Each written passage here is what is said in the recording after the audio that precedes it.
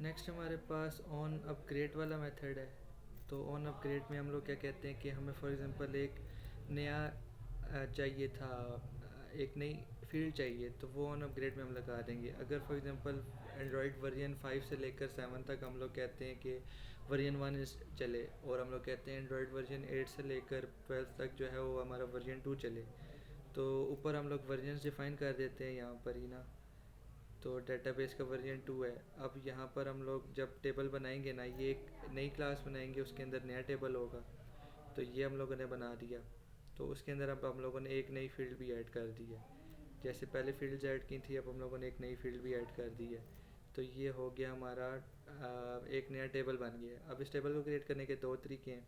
या तो हम लोग इस तरह करके इसको क्रिएट कर दें, या फिर हम लोग क्या करें, जो पुराना वाला टेबल था ना हमारे, उसी को अल्टर करें और उसके अंदर एक नया कॉलम ऐड कर दें यूज़र्स और कॉल नोड्स के नाम से। तो मैं ये प्रेफर करूँगा कि ये अल्टर वाला नहीं करते, ये वाला ज़्यादा अच्छा है कि एक नई क्लास बनाएंगे, उसके अंदर नया टेबल बना लेंगे। तो इससे क्या होगा कि पुराना वाला टेबल भी एग्जिस्ट करेगा और नया वाला टेबल है वो भी एग्जिस्ट करेगा, और जो पुराने वर्जन है वो पुराना टेबल यूज़ कर लेंगे, जो नए वर्जन है वो नया टेबल यूज़ कर लेंगे। तो ऑन अपग्रेड में भी ना सेम टू सेम उसी तरह हम लोगों ने वही चीज़ है, सेम टेबल बनाया। टेबल बनाने के बाद हम लोगों ने उसके अंदर डी डॉट एग्जीक्यूट एसक्यूएल कर दी, इस वेरिएबल के अंदर स्टेव किया हुआ ना हम लोगों ने सारा। तो वो जो भी टेबल है वो क्रिएट हो जाएगी। अब टेबल हमारे क्रिएट हो गए हैं। अब ऑन अपग्रेड में ना हमारे यहाँ पे ना इफ़ लगा सकते हैं, अगर तो वर्जन उसका जो है वो, अगर वर्जन उसका 1 है तो ये वाला टेबल एग्जीक्यूट हो। वैसे तो ऑन क्रिएट पे वो जो नया टेबल है हमारा वही टेबल एग्जीक्यूट होगा, लेकिन अगर उसका वर्जन कम है तो वो जो पुराना वाला टेबल है ना, वो लोग वो उसको हम लोग उसकी क्लास से हम लोग उसको कॉल करके यहाँ पे इम्प्लीमेंट कर देंगे। यहाँ पे यही हो रहा है। नेक्स्ट अब हमारे पास क्या आ जाएगा, अब टेबल भी हो गया, क्या नाम है, स्कीमा भी डिफाइन हो गया, टेबल भी क्रिएट हो गया डेटाबेस के अंदर। अब हमारे पास नेक्स्ट सीन ये है कि अब हम लोगों ने या तो उसकी वैल्यूज़ को रीड करना है या उसके अंदर राइट करना है। चार फंक्शंस हैं, इंसर्ट, डिलीट, अपडेट और रीड रीड नहीं सिलेक्ट।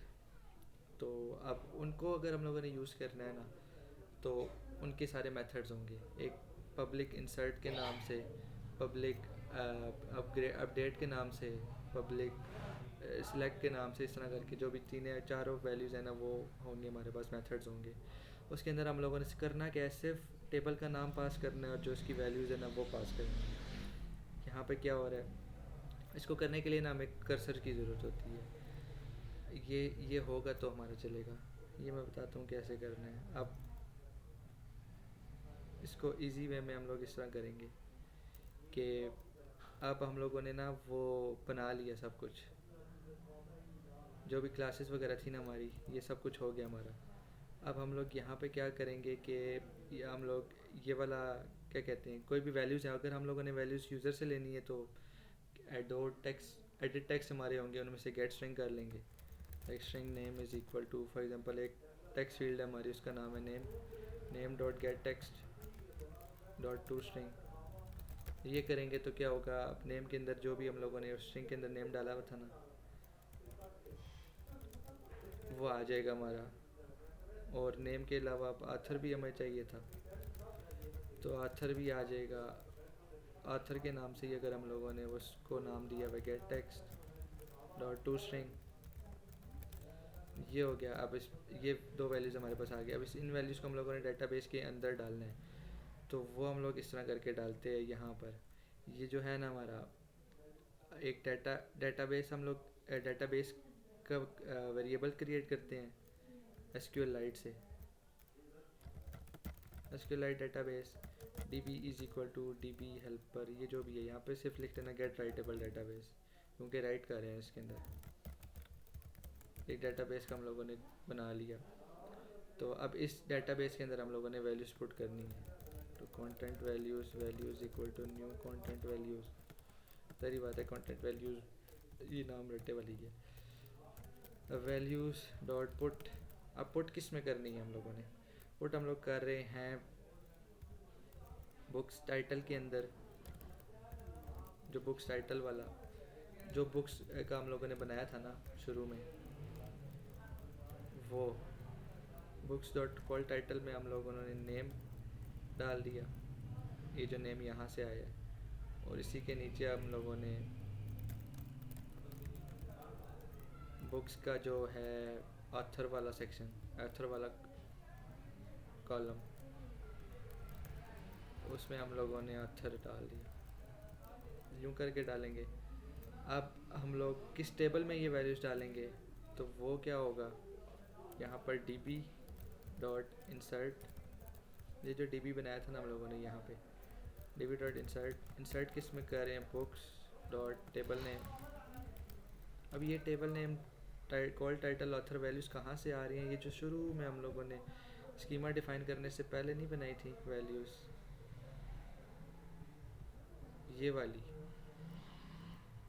ये यहाँ से आ रही हैं। रैक एक क्लास बनाई थी, उसमें हमने बताया था कि कौन कौन सी कॉलम्स होंगे।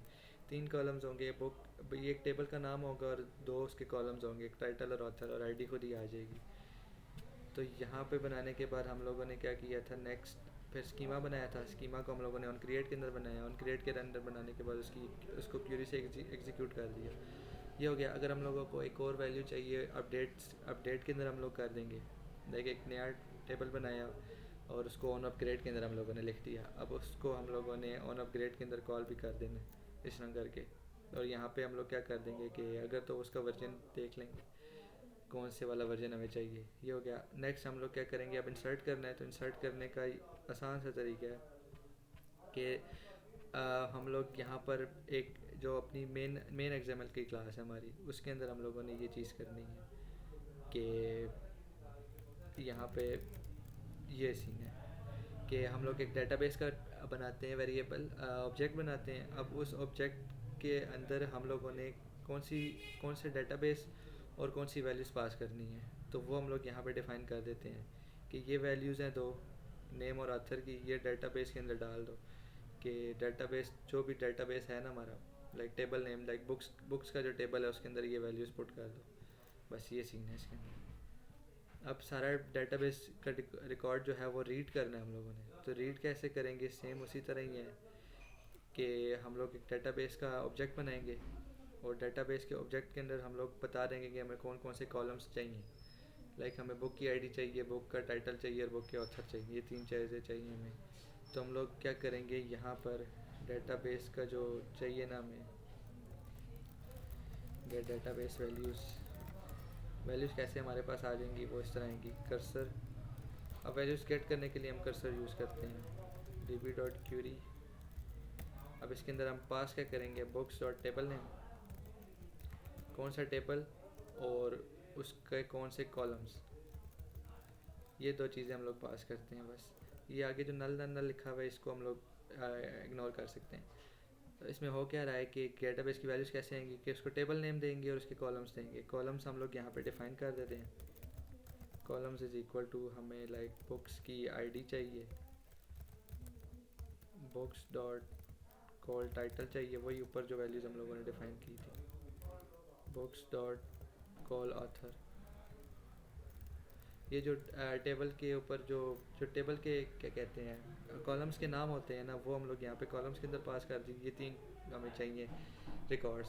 जो अब बुक टेबल के अंदर वो फाइंड करेगा, जितने भी उसको कॉलम्स मिलते हैं ना, वो सारे के सारे रिटर्न हो जाएंगे। ये हो गया। अब इनका जो आएगा ना हमारे पास डाटा बैक, वो डाटा हम लोग टेक्स्ट के अंदर ना सेट भी कर सकते हैं। लाइक अगर हम लोगों ने एक्सएमएल फील्ड के अंदर दिखाना है ना, तो हम लोग क्या करेंगे, तीन हम लोगों ने फील्ड्स बना लिए, टेक्स्ट व्यूज़ 3 बना लिए। उन 3 टेक्स्ट व्यूज़ को हम लोगों ने यहाँ पे फाइंड बाय आईडी कर लिया और उनके अंदर हम लोगों ने सेट टेक्स्ट कर देंगे। अब सेट टेक्स्ट ज़रूरी नहीं है कि ये इतना लंबा इसको लिखो, इसको क्या करेंगे, वो get the text views bye ID. अब वो किसी वेरिएबल के अंदर होंगी, like text view 1 for example हमारे पास है, text view 1 dot set text. उसके अंदर हम लोग क्या कर रहे हैं, उसके अंदर हम सेट कर रहे हैं कर्सर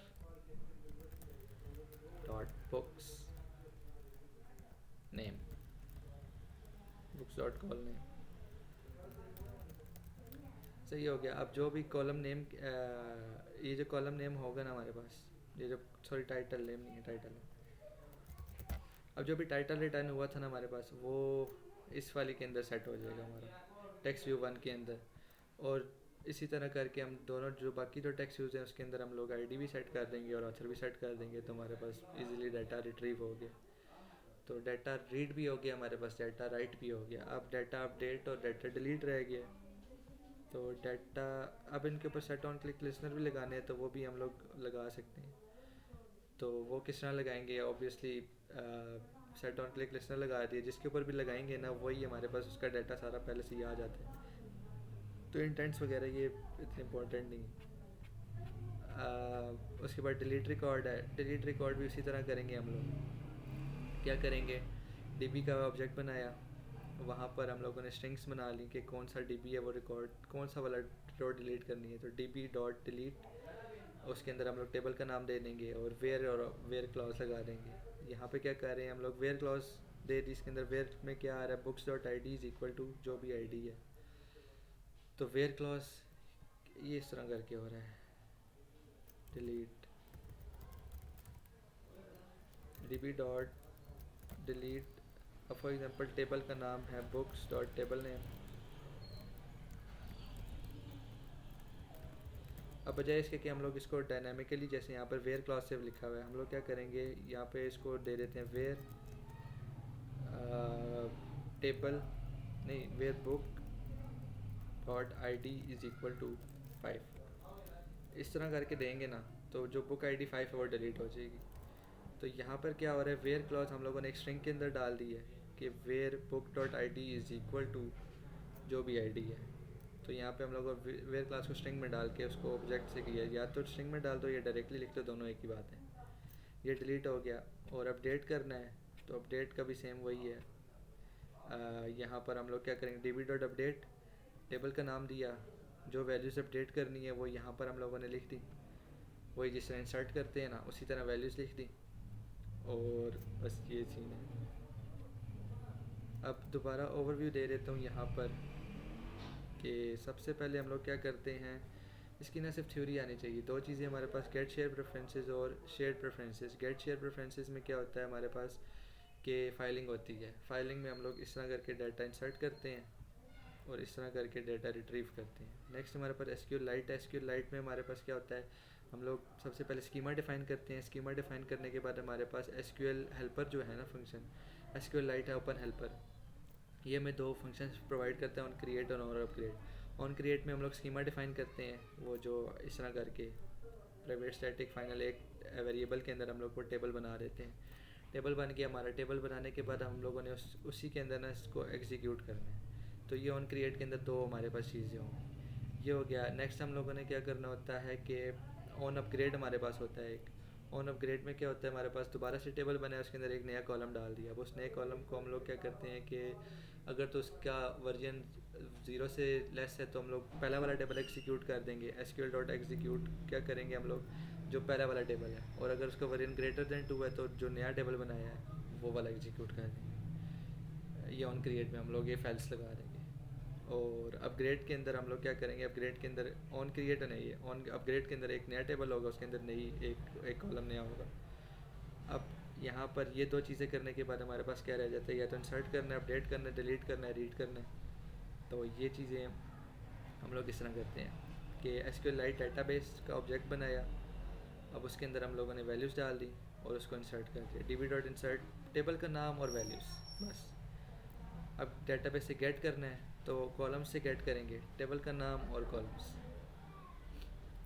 अब नेक्स्ट हम लोगों ने अगर तो टेबल, ये क्या था, गेट व्यूज़ बाय आईडी, हाँ। अब फॉर एग्जांपल अब हम लोगों ने डायरेक्टली डाटा, जैसे यहाँ पर हम लोगों ने वैल्यू सेट कर दी थी ना, अच्छा यहाँ से गेट वैल्यूज़ गेट की थी, तो यहाँ पर भी मैंने यही किया हुआ है कि अगर जब डाटा गेट कर रहे हैं ना हम लोग, तो अगर यूज़र से गेट कर रहे हैं, यूज़र ने कोई डाल दी है, तो यूज़र ने अगर कोई वैल्यू डाली है तो वो टेक्स्ट व्यू के अंदर होगी, टेक्स्ट व्यू के से डाटा हम लोगों ने ले लिया और उस टेक्स्ट व्यू के अंदर हम लोगों ने, नहीं इसमें ये हो रहा है कि टेक्स्ट व्यू के अंदर दिखानी है वैल्यू, यहाँ पे वो वैल्यू गेट हुई, कर्सर के अंदर वैल्यूज़ आ गई। अब उन कर्सर के अंदर जो भी वैल्यूज़ हम लोगों ने दिखानी है ना वो टेक्स्ट व्यू के अंदर दिखा रही है। टेक्स्ट व्यू हम लोगों ने गेट किया, टेक्स्ट व्यू के अंदर सेट टेक्स्ट कर दिए, जो भी बुक्स की जो भी वैल्यू है वो हम लोगों ने यहाँ पे सेट कर दी है। लाइक एक हम लोगों ने टेक्स्ट व्यू बनाया, उस टेक्स्ट व्यू के अंदर हम लोगों ने जो वैल्यू रिट्रीव की है ना, यहाँ से जो वैल्यूज़ हमें आई हैं डाटाबेस से, वो हम लोग इस टेक्स्ट व्यू के अंदर सेट कर रहे हैं। डिलीट करना है तो सेम वही है कि टेबल नेम लिखा और वेयर क्लॉज लगानी है यहाँ पे जहाँ पे बुक आईडी है। और अपडेट करना है तो अपडेट का भी सेम यहाँ पर वही लिखा हुआ है, बुक टेबल का नाम लिखा और उसको वैल्यूज़ दे दी।